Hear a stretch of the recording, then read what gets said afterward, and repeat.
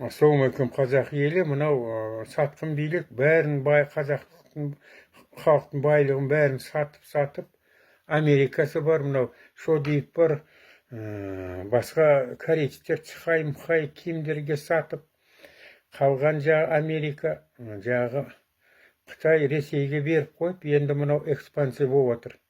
Назарбаевтың планы болу керек баяғыдан.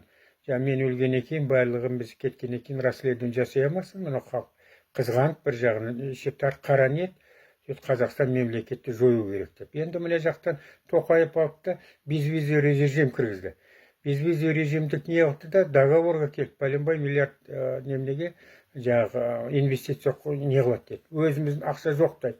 Анау Америкадан миллиардтаған долларға жағы локомотив сатып алғанша испанский заводтар, қаяқты испанский локомотивті шығаратын заводтар, оларды құртты.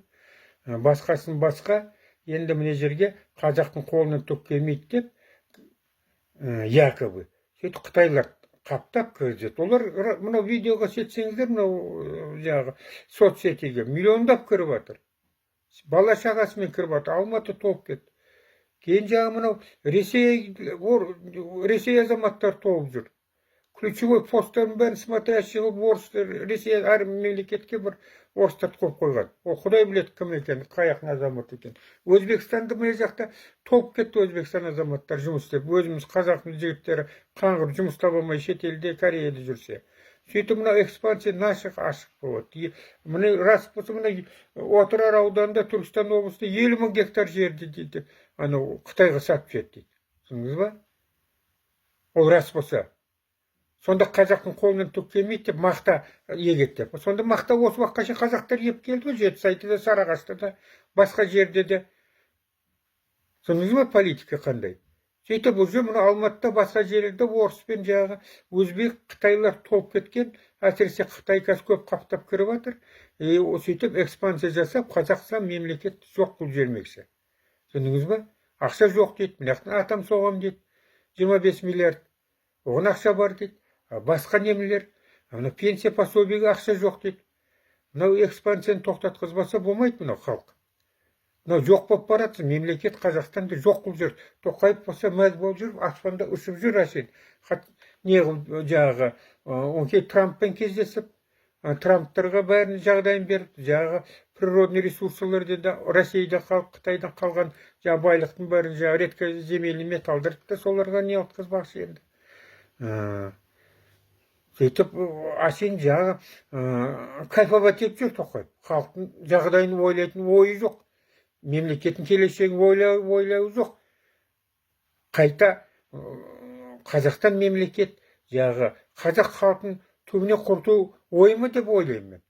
Құдай сақтасын енді, мынау енді сондайға бара жатыр. Экспансияға. Енді мынау жағы соцсетіге кірсеңіздер, немнеге кірсеңіздер, адам денесі түршігіп кетеді. Қанша Қытайлар, мына өзімді көріп жүрміз ғой, Алматыда қаптап кеткен. Қазақ па деп не қылса, Қытай өңкей. Соны не қылайық?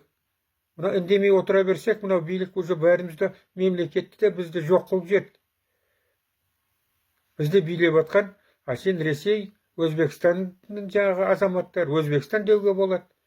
Оның бәрін білесіздер. Садырбаевты не үшін отырғызғанын. Қытайлар. Біз әшейін жүрген, әшейін квартирантпыз. Аш халық. Тұратын жүйі жоқ. Мемлекет байлығын бәрі, осы халықтың байлығы ғой. Сол байлығынан айырылып қойды, енді жерімізден айырылмақшы. Ойланыңдар қазақ елі.